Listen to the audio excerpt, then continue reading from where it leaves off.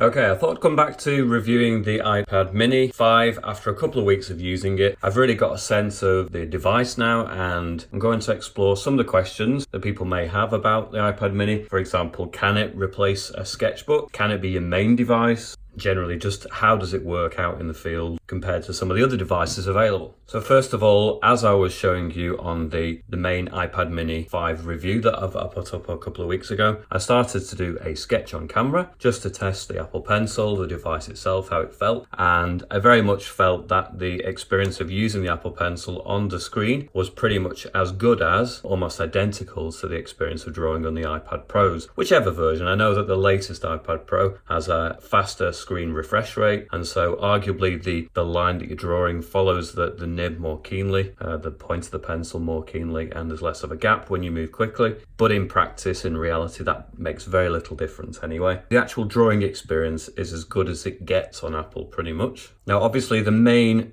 disadvantage, if you like, about using the iPad mini is the screen size itself. Now, that conversely, at the same time, is also its biggest advantage. Now, one of the main fantastic things about this device is its portability. When I'm using a device on the go, I will sometimes take the iPad Pro with me, but sometimes it just doesn't fit comfortably inside a bag, for example. It will fit if you sort of squeeze it in, and then maybe it leaves you a little bit of room for any extra things that you need to put in the bag, for example. But the iPad mini slots into even like an internal side pocket and really almost goes unnoticed. That's how easily portable it actually is as a device. Now, in terms of it being a smaller device, I've found that I've wanted to take it around the house more with me. I've been sketching all over the house in sort of different areas. I wanted to test it outside. I wanted to test it in different seating positions. I did notice that it's the kind of device that you'll comfortably hold in your hand in various different orientations, so whether it be landscape or portrait. It sits really comfortably in the hand. You really feel like you've got a solid hold of the device, whereas with the iPad Pro, really, it's not an impossible device to hold, obviously. I mean, it's very good, but it generally sits on the lap.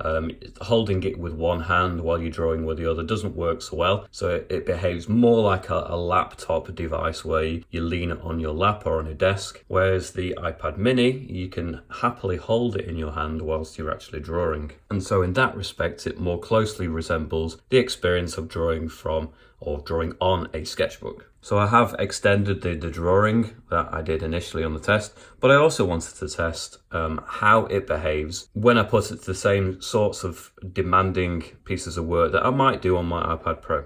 So I've been working on a particular design at the moment, and I thought I would see how far I can get on the actual iPad mini. Now, I've noticed that in terms of the actual painting and drawing, there's no difference really between working on here and the iPad Pro. You can't get quite as many layers in a program like this, and in an app like this rather, which is Procreate, because of the smaller amount of RAM compared to the newest iPad Pros. Having said that, it's still really capable. It still can produce a lot of layers. You can really get into fine detail in much the same way as you would on the iPad Pro. Now, one of the obvious differences will be that you have a smaller screen. Therefore, if you're working in fine detail, you're going to have to zoom in and then zoom out and check it, zoom in and zoom out and check it a little bit more than you would on the iPad Pro. That's not to say that you wouldn't have to do that on the iPad Pro screen anyway, especially if you're going into really fine detail. It just means that you have to do it that little bit more on a device this small. But it's just as capable as the iPad Pro itself. So if you're an artist and you're looking for a device that's going to be fully capable of doing or handling your artistic requirements, I don't think you're going to go far wrong with something like the iPad mini. Now, in terms of how it compares to a sketchbook, well, I guess one of the big questions is, how does it work when you're outside? So I tested it outside just to see how it responds to different lighting conditions, and I found that it pretty well is fine working outside. Now, certainly when you're sketching in just sort of like a pencil, emulating a pencil sketch, then you can see the screen absolutely fine. It does have to generally work on full screen brightness, but it is bright enough to sketch in direct sunlight, which is great. And in some ways, the fact that it isn't quite as glaring and as bright as a white sheet of paper would be in direct sunlight is a good thing, because anyone that's actually sketched in direct sunlight before now will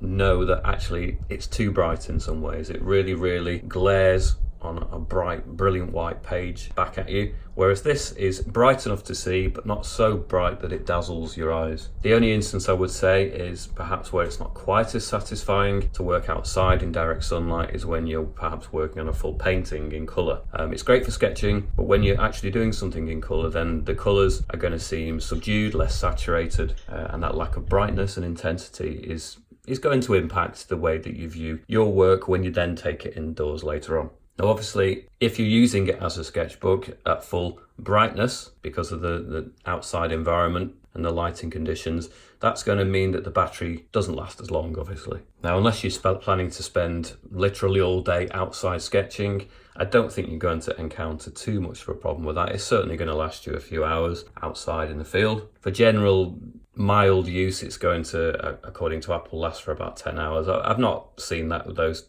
types of hours out of this device, but I've been using it more extensively in bright sunlight conditions, so it certainly sort of goes down to more around the sort of 5-6 hours. But I think in terms of overall a device, can it replace your sketchbook? Yes, I think it definitely can. Can it be your main device? I think after a point, yes, it can. Personally, I won't be swapping my iPad Pro for an iPad Mini. If I keep this device, it's going to be an additional secondary device that I take with me and do sketching on the go. It's great for taking on holiday. It's great for times where you need the power, but you don't want the full screen size because it's just too cumbersome. Plus, bear in mind, this is, or it feels a lot less fragile than the iPad Pro. The iPad Pros, especially the latest ones, there seems to be a real, flimsiness to the design. I have a smart keyboard attached to it, so it protects it somewhat and makes it feel sturdier. But without a case between the two, this definitely feels stronger. It's just got the ratio of thickness to size is quite different than the iPad Pro. The iPad Pro,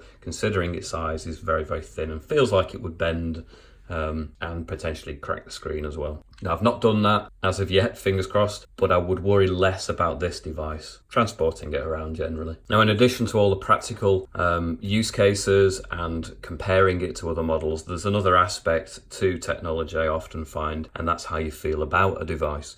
Now, I have to say that although I'm hugely sort of passionate about the iPad Pro, and it is my go-to device these days over a real canvas or Photoshop or desktop or any other kind of way of creating, the iPad Pro is my go-to device. This is really starting to be a device that I'm really falling for as a piece of technology. It's so kind of cute at that proportions, that size is just something that is really appealing. Those people that are thinking that, what's the difference between this and maybe the iPhone 10 Plus? Well, there is a big difference actually, even just as media consumption. The actual screen here is much bigger for watching videos, for searching the internet, but definitely as a creative device, it's really fantastic. And I think it's something that you'll love to have with you, and because it's something you could take with you at all times, I think that those people that settle for this as a device are really going to fall in love with it as that device that they take with them all the time. Anyway, I hope that's been helpful.